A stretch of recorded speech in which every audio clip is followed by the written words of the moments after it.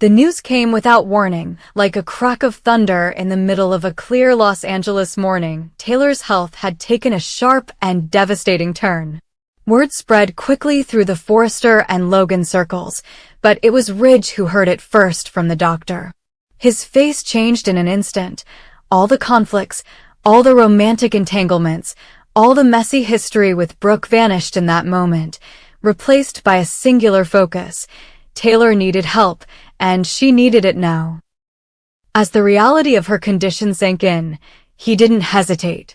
Ridge became her constant presence, driving her to appointments, sitting by her hospital bed, making sure she never faced a moment of fear alone.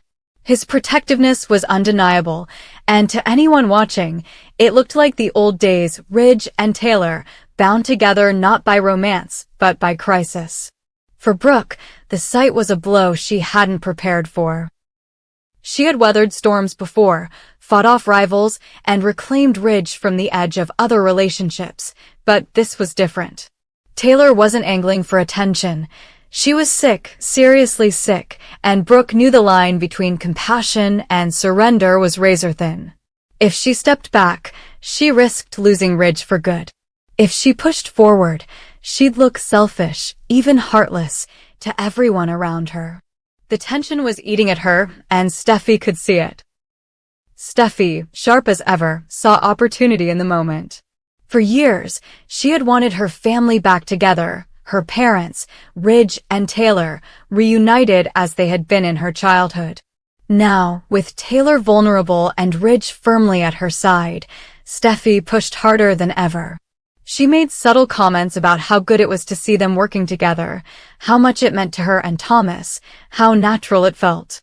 To the outside world, it looked like a daughter's simple wish for her mother's happiness. But to Brooke, it was a deliberate strategy, a wedge driven with precision. The tension finally cracked when Brooke confronted Steffy privately. "I know what you're doing," Brooke said, her voice low and tight. Steffy didn't flinch. "I'm doing what's best for my family. If you can't handle that, maybe you're the one who needs to step aside." The exchange left Brooke furious, her mind circling the same thought. She had given up Nick to be with Ridge again, sacrificed her own options for love, and now she was being maneuvered out of her position by Taylor's illness and Steffy's timing. But the situation escalated when Taylor's heart condition, long under careful management, flared up with dangerous intensity. One moment she was talking to Ridge in her hospital room, the next she was gasping for air, monitors blaring, doctors rushing in. Ridge's world narrowed to the sound of those machines, the sight of Taylor struggling. Brooke, watching from the doorway, saw it too, but to her, the timing felt almost too perfect. She couldn't shake the suspicion that Steffy had exaggerated Taylor's condition to pull Ridge in closer. The idea took root, whispering to her that maybe this was all a setup, a play for sympathy and nostalgia. Her suspicion deepened when Taylor's condition stabilized briefly, only for another sudden collapse to occur days later. This time, the doctors didn't sugarcoat it. Taylor's heart was failing. Without a transplant, her chances of survival were rapidly dwindling. The news hit Ridge like a hammer, and within hours, he was making calls, pushing every contact he had, desperate to find a matching donor. He became a man possessed, refusing to leave the hospital for more than a few hours, holding Taylor's hand and promising they'd find a way. Steffy doubled down on her presence too, telling Ridge that no matter what happened, she wanted her parents together in these moments, as a family. Every visit, every photo she posted, every statement she made reinforced the image, Ridge by Taylor's side, united against the odds.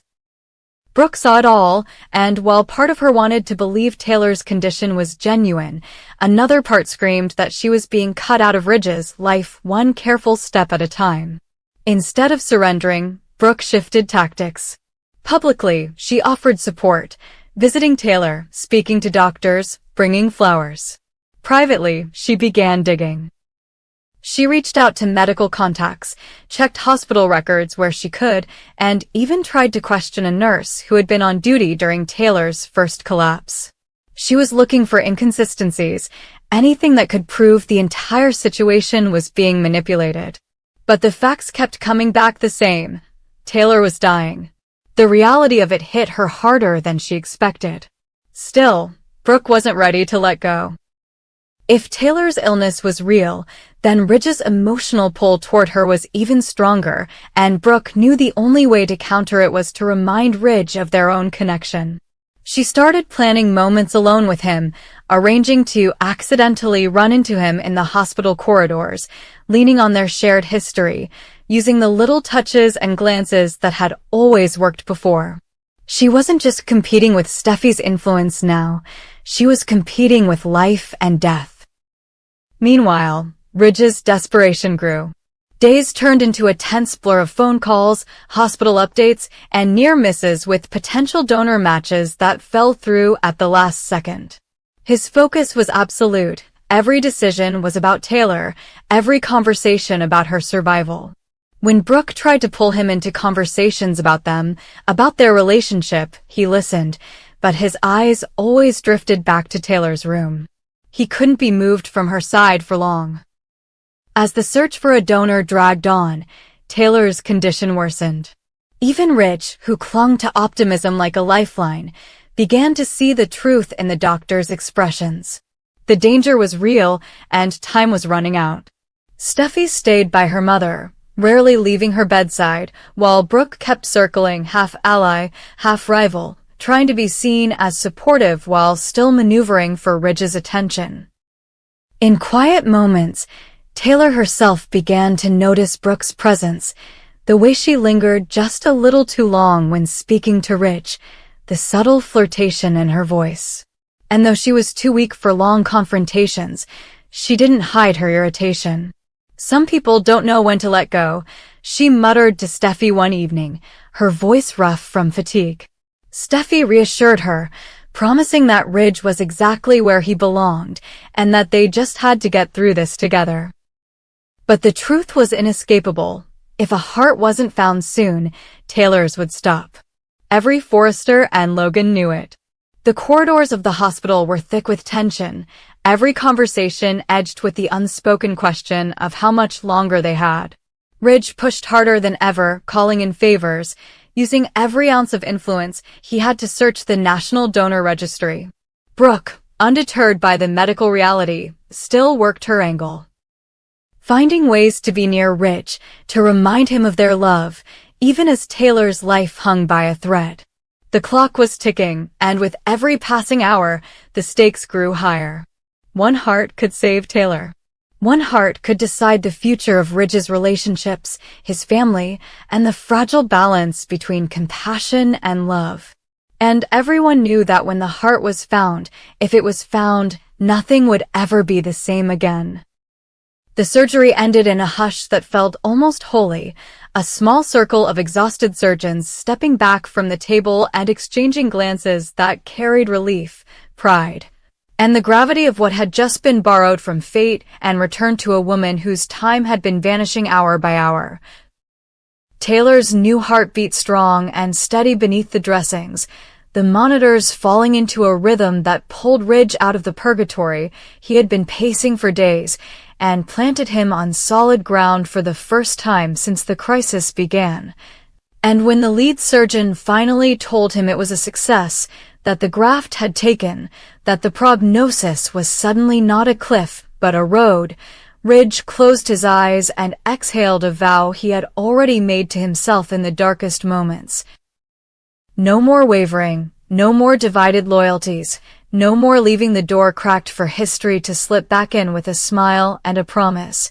He would honor the woman whose hand he had held through the beeping nights, the mother of his children, the soul he feared he might lose. He would marry Taylor and end, cleanly and finally, the story with Brooke that had looped and frayed for a lifetime. The recovery phase began like a sunrise inching along the horizon. The first hours were mechanical, ventilator hisses, chart updates, nurses adjusting drips, physicians checking for rejection signs, but by the next day Taylor fought her way up to awareness, the sedatives lifting enough for her eyes to focus on Ridge's face. And he spoke softly so she wouldn't waste breath on questions he could answer for her, telling her it worked, telling her to rest, telling her he wasn't leaving, telling her that the future was no longer something they had to beg for but something they could choose, and when she squeezed his fingers with surprising strength he knew the choice was already made. Word of the success moved quickly through the families, relief hitting Steffy like a burst of oxygen, Thomas shedding the tight, stoic posture he'd been wearing, the Forresters rallying around the good news, and the hospital room door like a guard of honor. And even those with complicated feelings about this alignment.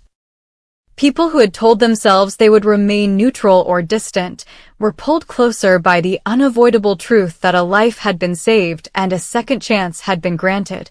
But where there is life in this family, there is also collision. And the center of impact was Brooke. She learned of the successful transplant minutes after Ridge did, and for a brief, unguarded beat pure joy crossed her face because she did not wish death on Taylor, never had, could not. Compassion had a claim on her that no rivalry could erase. Then, as the implications slid into place, she felt the echo of every time she had stood at a crossroads with Ridge and believed that love, their love, would tip the decision her way. Only to see him pulled back by blood ties, by children, by history, and now by the sheer gravity of having fought through a nightmare at Taylor's side. She reached out to him anyway, because she always had, because even at the edge of defeat she didn't know how to stop fighting, because a lifetime of falling into his arms had taught her that timing mattered, but persistence mattered more. She appeared in the hallway outside Taylor's room with flowers and calm words, and an offer of congratulations that tried to be just that, and nothing else. But Ridge met her with a stillness she recognized too well, a decision already set, a door already closed. And for once he didn't tell her they had to talk later. He didn't ask for patience. He didn't soften the blow with maybes. Instead, he said her name with affection that didn't wobble. Told her that Taylor's survival had clarified what he'd been carrying around for too long, and then he told her the shape of the future in plain terms. He would be marrying Taylor as soon as she was strong enough to walk out of the hospital. And he would not be navigating two romances anymore. Brooke tried to stand taller, to absorb it without shattering, but inside the memory of sacrifices she had made roared back, turning away from Nick when Ridge reached for her. Closing chapters she could have written differently because she believed she and Ridge were inevitable. It wasn't that she doubted Taylor's medical crisis, not anymore. Not after the transplant and the updates and the quiet intensity on the surgeons' faces. But she doubted the fairness of the universe that would hand Taylor a new heart and at the same moment tear the future out of Brooke's hands. She asked him if he was sure, if he wanted to give up an epic love story for this safe harbor of gratitude and obligation, and he told her gratitude had nothing to do with it, that this wasn't penance or duty. That what he felt when he thought he might never hear Taylor's laugh again had stripped away the noise and left him with a truth he could see without fear. His place was with Taylor, his family needed this coherence, and he was done treating the rest of his life like a room he could sprint across without hitting the furniture. Then, because lingering was cruelty, he thanked Brooke for coming and told her there was nothing left to discuss. The announcement traveled fast because announcements always do in their world, but this one carried a different tone, a formality, a finality, an almost ceremonial shift. Steffy heard it first from Ridge, her eyes welling not from victory but from the relief of permanence. Thomas clapped his father on the shoulder with the kind of pride that has been waiting to exhale for years, and the Forresters, long used to cycles and reversals, felt the circle close around the idea that Ridge and Taylor were returning to center. In the Logan camp the news felt like an aftershock, Katie defending Brooke without sharpening her claws, Donna rallying with warmth, because that is what Donna does, Hope watching carefully because she knows what it is to be measured against family history. And across these lines, everyone braced to behave with grace in public while sorting out the private bruises that come from loving the same man across decades. Taylor's progress advanced in carefully counted steps. Off the ventilator, out of the ICU, walking a few paces with a therapist while Ridge hovered in the corner pretending not to hover, steady vitals, clear biopsies. The transplant team cautiously optimistic as they mapped out anti-rejection regimens and follow-up scans. Through it all, Ridge became what the medical staff jokingly called the best unpaid nurse in Los Angeles, fetching ice chips, enforcing rest, translating doctor speak into reassurance, and Taylor, who had faced fear with the physician's pragmatism, let herself ease into the softness of being cared for without needing to demonstrate strength at every turn. She worried, as anyone would, about the weight Ridge carried when he left the room. The calls he returned, the family expectations he managed, the shadows that fall when a man declares he has closed a chapter with a woman he has loved for so long. He told her everything, not in the old style of spin and omission, but cleanly, because transparency had become the only way forward if they wanted to build something that didn't wake in the night, sweating from old nightmares. When the talk turned to the wedding, it did so with a kind of joy that was quiet rather than manic. They didn't want spectacle, not after the past few weeks, but they wanted presence, Steffy and Thomas there with their children, Ridge's father beaming if he felt strong enough to attend, friends who had stood with them in storms. Designs were discussed because of course they were. This is a family that breathes fabric and shape. Yet the conversation kept circling back to timing, to doctors' sign-offs, to the moment Taylor would walk out into the sunlight with a rehabilitated heart and accept a ring not as a restart, but as the next scene in a play whose script they finally intended to write without stage directions from the past. Brooke, left with the space that follows a decision you didn't want, did not unleash a public war. She has been the villain and the heroine, the siren and the savior, and she chose, at least outwardly, to be dignified, to send a bouquet that bore no hidden barbs, to stand down from flirtations in halls and offers to talk when you have a moment, to let the world believe she was stepping back with grace. But inside she searched for meaning in the choices that had led her here, and more than once she considered one last fight, one last grand gesture, one last framing of their history that might make Ridge hesitate. Yet she kept colliding with the image of Taylor pale and sleeping behind monitor lights, and with the emergence of a man who did not seem to be asking to be convinced. He seemed, for once, content in the certainty of his decision. The day the transplant team cleared Taylor for discharge, the hospital room transformed into a staging area for a softer kind of celebration. No champagne, no flashbulbs, just a carefully packed bag, a nurse reviewing meds, Steffy straightening the throw blanket as if tucking luck around her mother's shoulders, Thomas cracking a quiet joke, Ridge waiting near the door with a tenderness that made everyone else fade. Outside, photographers tried to guess which exit they'd use because news like this draws cameras whether the family wants it or not, but inside the farewell was to a wing they had almost come to think of as an extension of their hearts. The nurses smiled, the surgeons stopped by with that measured happiness only surgeons know, and Taylor, at last upright in a chair, reached for Ridge's hand and told him she was ready to go home and ready to step into the vow they had been circling since before the ICU lights. Ridge didn't plan a grand proposal because drama had nothing to teach them anymore. Instead, at the threshold between hospital and sky, he took a small ring he had chosen during one of the late nights when Taylor slept, a ring that was elegant without shouting. And he told her that life had handed them noise and grace in equal measure, and he was done pretending the noise was music. Would she marry him when she felt strong? Would she let him spend the rest of his life with the kind of clarity he had wasted too many years avoiding? Would she let him honor not only their past, but the sheer miracle that she was here to tease him about how sentimental he was getting? Taylor laughed.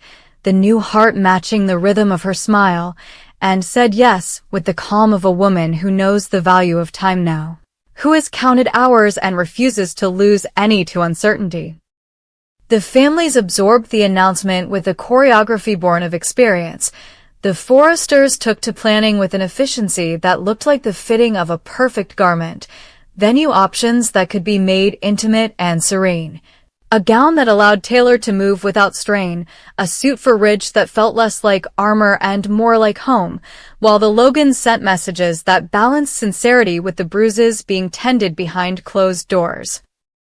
Steffy took point on protecting the bubble around her mother's recovery, erecting boundaries that would not have held in their old world, but now, buoyed by the goodwill generated by survival, held fast. No unapproved visits, no shouting matches in corridors, no last-minute speeches at the doorstep about tradition and destiny, because destiny had bled and then been stitched back together in a transplant theater. For a brief beat the city seemed to give them a pass, and in that pause Ridge and Taylor rehearsed what marriage would look like this time without the old escapes, and they discovered simple rituals. Morning tea on a patio instead of strategic breakfasts at a boardroom table, progress walks paced by a physical therapist instead of the sprint between offices and damage control, conversations where neither of them spoke with the intent to persuade the other to ignore truths they both knew. He apologized for the years he spent equating longing with loyalty. She apologized for the times she had confused stoicism with strength and pushed him away when she most needed him close, and in those exchanges the shape of the wedding day came into focus. Not as an argument won, but as a promise kept to themselves and to their children.